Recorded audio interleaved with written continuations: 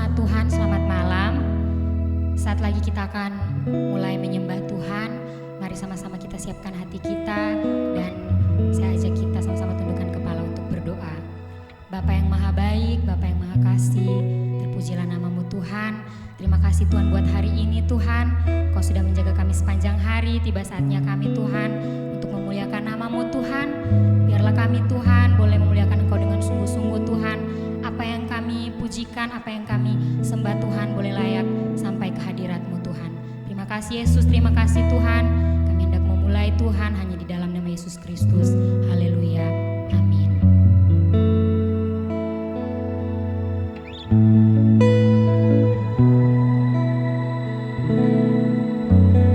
Dari semula telah Kau tetapkan hidupku dalam tangan-Mu, dalam rencana-Mu Tuhan.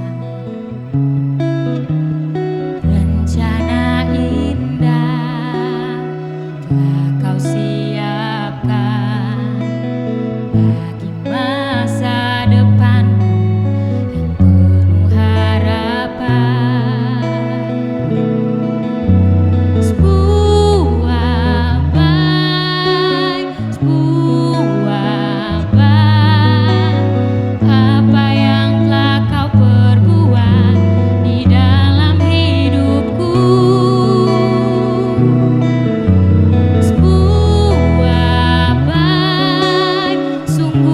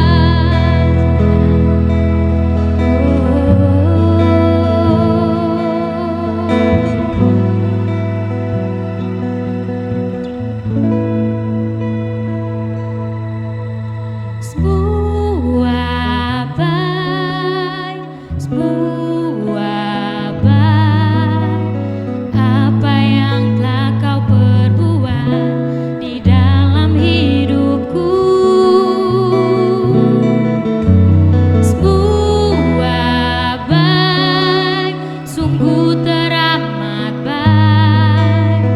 Kau jadikan hidupku berarti. Kau jadikan hidupku berarti. Kau jadikan hidupku. Salam dan selamat kita berjumpa kembali Bapak Ibu dan saudara sekalian yang dikasihi Tuhan. Semoga kita semua terus selalu berada dalam kesehatan dan perlindungan daripada Tuhan.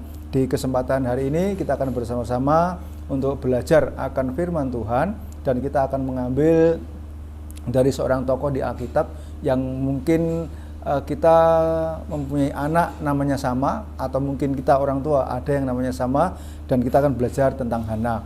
Dan sebab itu sebelum kita mempelajari lebih lanjut tentang Hana ini, mari kita akan bersama-sama untuk berdoa kepada Tuhan. Terima kasih Bapa dalam surga, dalam nama Tuhan Yesus Kristus, berkati kami dengan firman-Mu Tuhan tentang seorang yang bernama Hana yang luar biasa dalam hidupnya, yang pagi hari ini kiranya akan menjadi berkat, menjadi kekuatan, dan menjadi contoh teladan untuk kami semua. Terima kasih Bapa, terpuji nama-Mu, berkati kami dimanapun kami berada ketika kami menyaksikan video ini atau tayangan daripada firman ini, dan itu menjadi berkat bagi kami. Dalam nama Tuhan Yesus Kristus kami sudah berdoa dan kami mengucap syukur. Amin. Puji Tuhan Bapak Ibu dan saudara sekalian yang dikasihi Tuhan. Di kesempatan di hari ini kita akan bersama-sama melihat tentang seorang tokoh di Alkitab, seorang ibu, seorang wanita yang luar biasa dalam hidupnya. Apapun yang sedang dihadapi dalam kehidupannya, dia tetap setia dan tidak mundur dari Tuhan, tapi dia selalu maju dalam Tuhan. Di hari ini kita akan bersama melihat dalam 1 Samuel pasal yang pertama, ayat yang ke-1 sampai dengan 20. 1 Samuel pasal pertama, ayat pertama sampai dengan ayat yang ke-20. Mungkin nanti kita akan membacanya tidak akan selalu bersamaan, atau kita membacanya tidak akan selalu langsung, tapi kita akan membaca dalam beberapa ayat, dan itu menjadi kekuatan dalam kehidupan kita semuanya. 1 Samuel pasal 1 ayat yang ke-1 sampai dengan 20 dikatakan demikian oleh Alkitab kepada kita. Lahirnya Samuel. Ada seorang laki-laki dari Ramataim Sofim, dari pegunungan Efraim, namanya Elkana bin Yeroham bin Elihu bin Tohu bin Suf, seorang Efraim. Orang ini mempunyai dua istri, yang seorang bernama Hana dan yang lain bernama Penina. Penina mempunyai anak tetapi Hana tidak. Orang itu dari tahun ke tahun pergi meninggalkan kotanya untuk sujud menyembah dan mempersembahkan korban kepada Tuhan semesta alam di Silo. Di sana yang menjadi imam Tuhan ialah kedua anak Eli, Hofni dan Pinehas. Pada hari Elkana mempersembahkan korban diberikannya kepada Penina istrinya dan kepada semua anaknya yang laki-laki dan perempuan, masing-masing sebagian. Nah, di ayat 5 Bapak Ibu kita melihat di sana, meskipun ia mengasihi Hana, ia memberikan kepada Hana hanya satu bagian, sebab Tuhan telah menutup kandungannya. 6. Tetapi madunya selalu menyakiti hatinya, supaya ia gusar karena Tuhan telah menutup kandungannya. 7. Demikianlah terjadi dari tahun ke tahun, setiap kali Hana pergi ke rumah Tuhan, Penina menyakiti hati Hana, sehingga ia menangis dan tidak mau makan. 8. Lalu Elkana suaminya berkata kepadanya, Hana, mengapa engkau menangis? Dan mengapa engkau tidak mau makan? Mengapa hatimu sedih? Bukankah aku lebih berharga bagimu daripada 10 anak laki-laki? Pada suatu kali setelah mereka habis makan dan minum di Silo, berdirilah Hana, sedang Imam Eli duduk di kursi dekat tiang pintu bait suci Tuhan. 10. Dan dengan hati pedih ia berdoa kepada Tuhan sambil menangis terseduh-seduh. 11. Kemudian bernasihatlah ia kepada Tuhan, Tuhan semesta alam, jika engkau sungguh-sungguh memperhatikan sengsara hamba-Mu ini dan mengingat kepadaku dan tidak melupakan hamba-Mu ini, tetapi memberikan kepada hamba-Mu ini seorang anak laki-laki, maka aku akan memberikan dia kepada Tuhan untuk seumur hidupnya, dan pisau cukur tidak akan menyentuh kepalanya. 12. Ketika perempuan itu terus-menerus berdoa di hadapan Tuhan, maka Eli mengamati mulut seorang perempuan itu, Dan karena Hana berkata-kata dalam hatinya dan hanya bibirnya saja bergerak-gerak, tetapi suaranya tidak kedengaran, maka Eli menyangka perempuan itu mabuk. Ya, 14. Lalu kata Eli kepadanya, berapa lama lagi engkau berlaku sebagai seorang mabuk? Lepaskanlah dirimu daripada mabukmu. 15. Tetapi Hana menjawab, bukan tuanku, aku seorang perempuan yang sangat bersusah hati, anggur ataupun minum yang memabukkan tidak kuminum, melainkan aku mencurahkan isi hatiku di hadapan Tuhan. 16. Janganlah anggap hambamu ini seorang perempuan dursila, sebab karena besarnya cemas dan sakit hati aku berbicara demikian lama. Bapak, Ibu, dan saudara sekalian yang dikasihi Tuhan, hari ini kita akan berbicara tentang Hana, ya, bagaimana kita melihat Hana ini seorang wanita yang luar biasa dalam hidupnya, seorang ibu yang luar biasa dalam hidupnya, saudara. Walaupun ada hal-hal yang dihadapi dalam kehidupannya, tetapi Hana tidak pernah mengalami suatu keadaan yang kemudian menenggelamkan akan dirinya. Tetapi Hana adalah seorang yang selalu tekun mencari kepada Tuhan. Ada 3 hal yang kita pelajari dari 1 Samuel pasal 1 ayat pertama sampai dengan yang ke-20 ini. Kita melihat pertama adalah tentang tekun mencari Tuhan. Itu bagian yang pertama. Bagian yang kedua adalah mempercayakan anak-anak kepada Tuhan, ya. Kemudian yang bagian yang ketiga, hidupnya berfokus kepada Tuhan.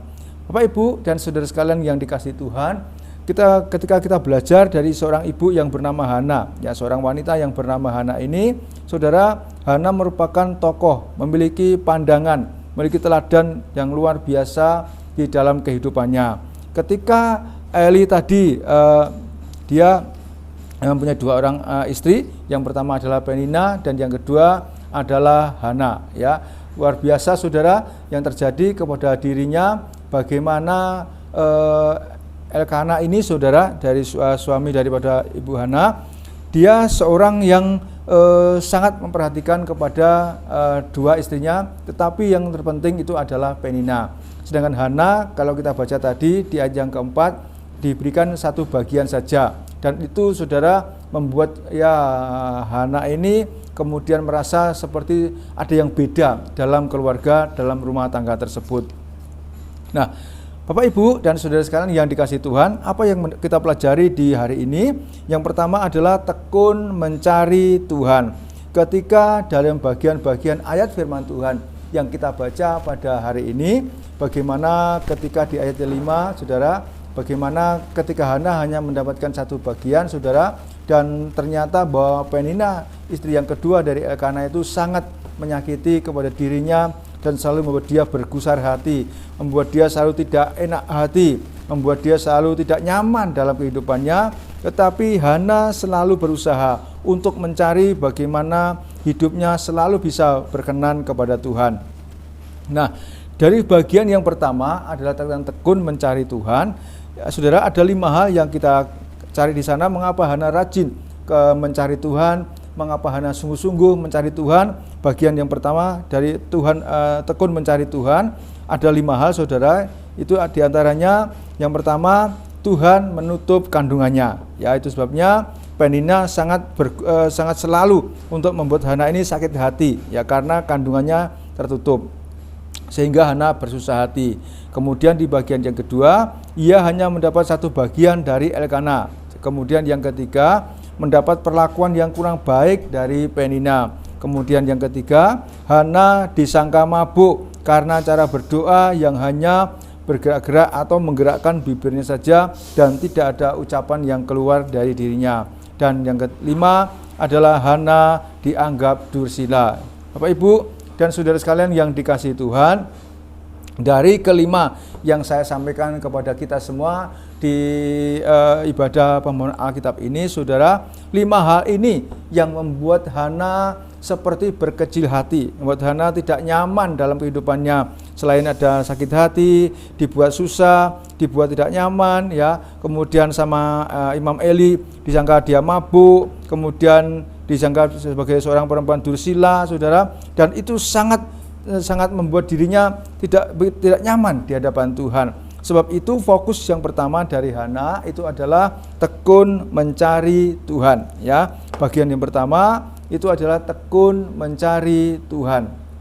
Bapak Ibu, kalau kita perhatikan di ayat-ayat firman Tuhan yang kita baca di kesempatan hari ini, bagaimana Elkana selalu berusaha untuk bisa menyenangkan kedua istrinya, dan ternyata memang Penina itu yang mendapatkan bagian lebih dalam kehidupannya. Bapak Ibu, mungkin di keluarga kita, di rumah tangga kita ada bagian-bagian tertentu atau dari anak-anak kita, ya saudara, yang mungkin mendapatkan hal-hal yang lebih dari kehidupan kita, dan itu bisa juga membuat seperti kisah ini bisa terulang kembali kepada keluarga kita. Itu sebabnya Hana dalam kehidupannya dia terus selalu bertekun mencari Tuhan. Mengapa? Karena dia tahu untuk menghadapi itu semua tidak ada sebuah cara yang lain, dan caranya adalah tekun mencari Tuhan. Saudara sekalian, Hana selalu berusaha berdoa kepada Tuhan. Hana selalu bertekun mencari Tuhan. Dengan bertekun mencari Tuhan, maka dia tahu ada jawaban-jawaban yang akan diberikan Tuhan di dalam kehidupannya. Dan tadi kita melihat daripada firman Tuhan di ayat yang ke-11, saudara, dikatakan di sana, kemudian bernasarlah ia, katanya, Tuhan semesta alam, jika sungguh-sungguh engkau memperhatikan sengsara hambamu ini dan mengingat kepadaku dan tidak melupakan hambamu ini, tetapi memberikan kepada hambamu ini seorang anak laki-laki, maka aku akan memberikan dia kepada Tuhan untuk seumur hidupnya, dan pisau cukur tidak akan menyentuh kepalanya. Saudara, mungkin saya, saudara, dan kita semuanya yang mendengarkan firman Tuhan, pembawaan Alkitab ini, kita mungkin pernah bernasar kepada Tuhan. Atau ketika kita sedang ada pergumulan, mungkin ada kata-kata yang kita ucapkan, ada doa yang kita ucapkan seperti sebuah nasar atau janji, saudara, yang itu kemudian kita sampaikan kepada Tuhan, dan berapa kali itu bisa kita tepati dengan apa yang akan kita lakukan terjadi. Dan ketika doa itu sudah datang kepada kita, saudara, berapa yang sudah kita kembalikan atau sudah kita wujudkan dari janji kita ini kepada Tuhan.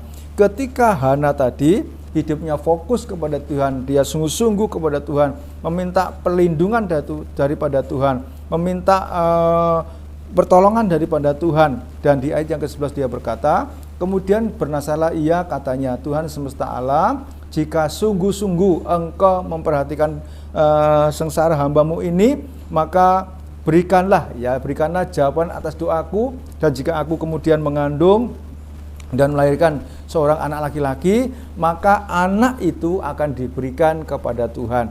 Sebuah doa, sebuah janji yang disampaikan oleh Ibu Hana ketika fokus kepada Tuhan, dan tentunya itu tidak nyaman, saudara, yang mungkin bagi kita, tetapi Ibu Hana sudah berjanji kepada Tuhan.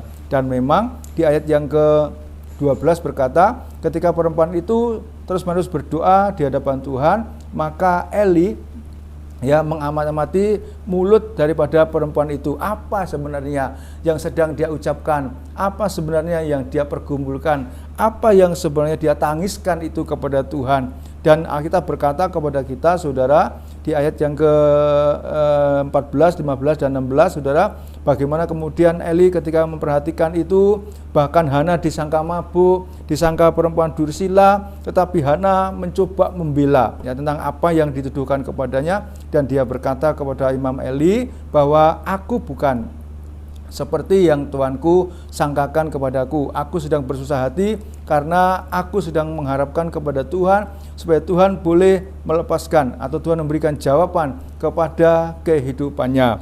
Dan ayat yang ke-17 Eli berkata, pergilah dengan selamat dan Allah Israel akan memberikan kepadamu apa yang engkau minta daripadanya. Kemudian di ayat yang ke-18 Bapak Ibu, kita melihat di sana bagaimana Hana menunjukkan keteladanan iman yang sungguh-sungguh kepada Tuhan. Dia minta pertolongan dari Tuhan. Dan di ayat yang ke-19 kita lihat di sana, keesokan harinya bangunlah mereka itu pagi-pagi, lalu sujud menyembah kepada Tuhan. Kemudian pulanglah mereka ke rumahnya di Rama. Ketika Elkana bersetubuh dengan Hana istrinya, Tuhan ingat kepadanya. 20, maka setahun kemudian mengandunglah Hana dan melahirkan seorang anak laki-laki. Ia menamai anak itu Samuel, sebab katanya, aku telah memintanya daripada Tuhan.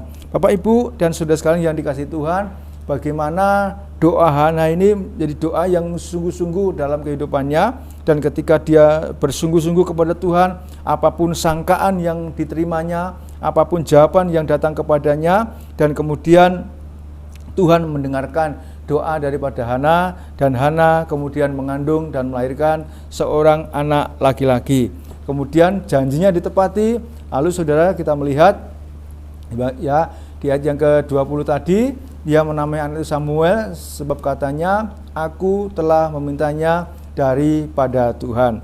Saudara, mungkin ketika dari keluarga kita, ya mungkin istri kita, saudara, ketika ibu-ibu mungkin dulu mengandung, berdoa kepada Tuhan, dan kemudian tidak meminta nama Samuel, ya tapi mungkin namanya anak laki-laki dan dengan nama yang lain, saudara. Tapi mungkin tidak seperti Hana yang kemudian diberikan kepada Tuhan untuk menjadi anak bagi di bait Allah dan dipelihara di situ.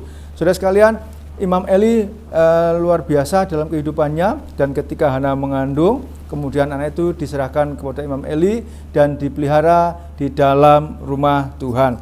Di bagian kita yang kedua itu adalah mempercayakan ya anak-anak kepada Tuhan. Ayat yang ke-11 sampai dengan 27, saudara, kita lihat di sana tadi, setelah Samuel lahir, kemudian anak itu diberikan kepada Tuhan, ya. Tapi tentu tidak langsung, ya, tidak langsung diberikan kepada Tuhan. Anak itu kemudian disusui oleh Hana sampai dia besar, dan setelah kemudian lepas, saudara, maka kemudian Elkana Samuel ini diberikan kepada Tuhan. Di ayat yang ke-23 kita baca dari Alkitab, kemudian Elkana suaminya itu berkata kepadanya, perbuatlah apa yang kau pandang baik, tinggallah sampai engkau menyapih dia. Hanya Tuhan kiranya menepati janjinya.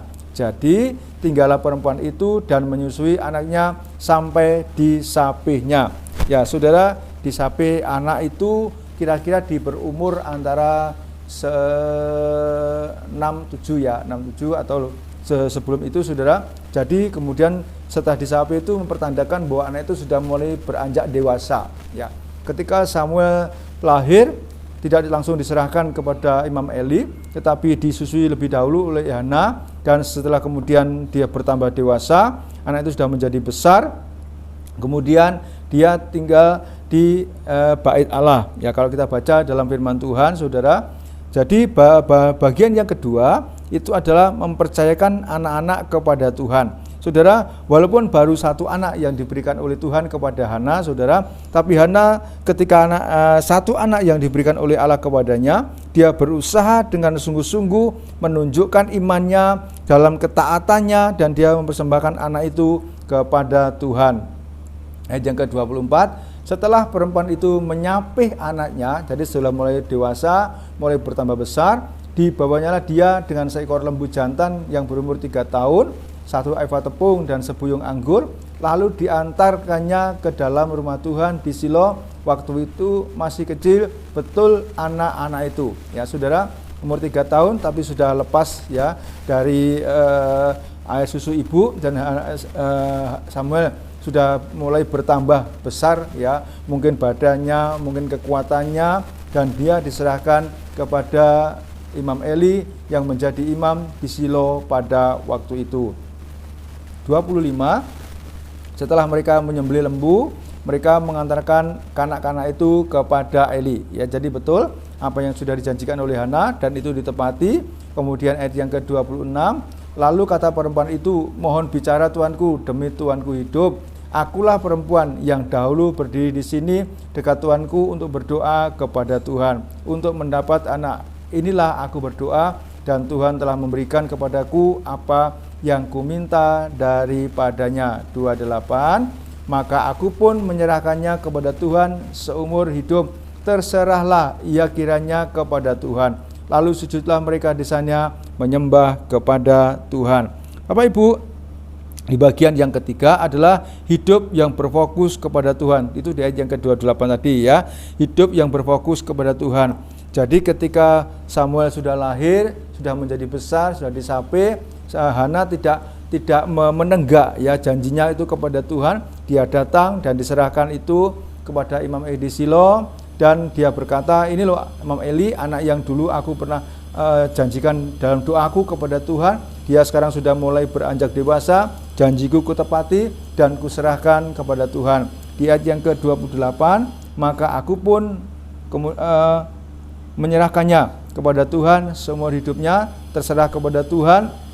Lalu sujudlah mereka di sana menyembah kepada Tuhan. Bapak Ibu dan saudara sekalian yang dikasihi Tuhan, kita lihat dalam firman Tuhan, saudara, bagaimana Hana ini kiranya menjadi contoh buat saya, menjadi contoh buat kita semua, menjadi contoh buat keluarga Kristiani, menjadi contoh buat remaja putri, menjadi contoh buat orang-orang wanita yang dewasa dalam kerohaniannya. Seringkali banyak hal-hal yang kita jumpai dalam kehidupan kita, saudara.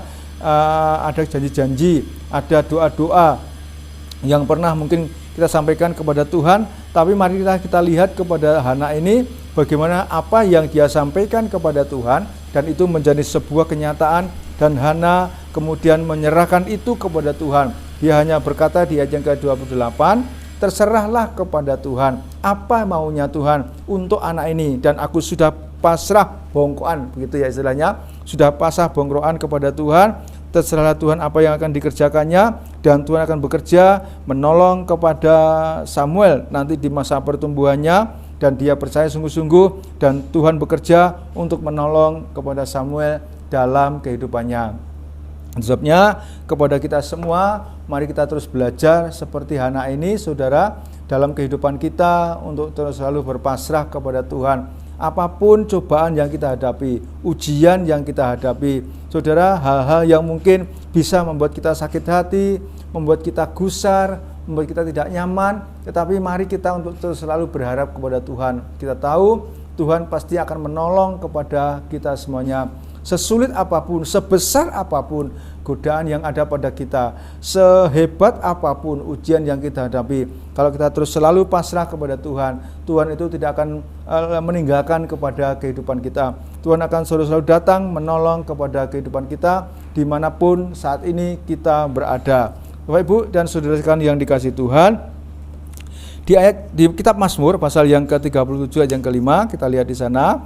Kitab Mazmur pasal yang ke-37 ayat yang ke-5 berkata, mari kita bertekun, percayalah dan berfokus kepada Tuhan. Niscaya Tuhan akan bekerja buat kemajuan rohani dalam kehidupan kita semuanya. Dalam kitab Mazmur pasal yang ke-37 ayat yang ke-5 dikatakan demikian kepada kita semuanya, serahkanlah hidupmu kepada Tuhan dan percayalah kepadanya, dan ia akan bertindak. Sekali lagi, serahkanlah hidupmu kepada Tuhan dan percayalah kepadanya, dan ia akan bertindak. Hari ini Hana telah menjadi pelajaran buat kita semuanya. Bagaimana kita harus selalu fokus kepada Tuhan, menyerahkan beban persoalan dalam kehidupan kita, bahkan yang seberat apapun, kita percaya Tuhan tidak akan lalai menepati janjinya untuk membukakan jalan keluar buat kita semuanya. Percayakan itu kepada Tuhan. Kita percaya Tuhan itu adalah Tuhan yang baik, yang selalu siap untuk menolong kepada kita semuanya. Apapun yang sedang kita hadapi, kesusahan, sakit penyakit, beban pekerjaan, saudara, tekanan ekonomi, keuangan, percayakan itu kepada Tuhan. Mintalah pertolongan kepada Tuhan, karena Alkitab sudah berkata, serahkan kepada Tuhan, dan Tuhan yang bekerja untuk menolong kepada kita semuanya. Biar dengan firman Tuhan di pemahaman Alkitab ini, kita semua semakin dibukakan rahasia-rahasia yang indah dari firman Tuhan tentang hidup yang selalu fokus dan berpasrah kepada Tuhan. Tuhan memberkati kepada kita semuanya. Mari kita berdoa. Terima kasih buat firman-Mu Tuhan, firman yang luar biasa, yang akan selalu menolong, menguatkan kepada kami apapun yang sedang kami hadapi, sakit penyakit, kesusahan, jalan buntu. Tuhan buka jalan, Tuhan tolong kami mungkin yang ada yang belum punya dikarunia anak, Tuhan buka jalan sehingga kami bisa diberkati anak, anugerah anak kepada kami. Apapun yang kami hadapi, mungkin proses keuangan juga Tuhan tolong kami semua, karena firman-Mu berkata ya dan amin buat janjinya Tuhan untuk terjadi dalam kehidupan kami. Berkati firman Tuhan di pembawaan Alkitab ini, dan kami akan terus selalu fokus kepada Tuhan. Dalam nama Tuhan Yesus Kristus, kami sudah berdoa dan kami mengucap syukur. Haleluya. Amin.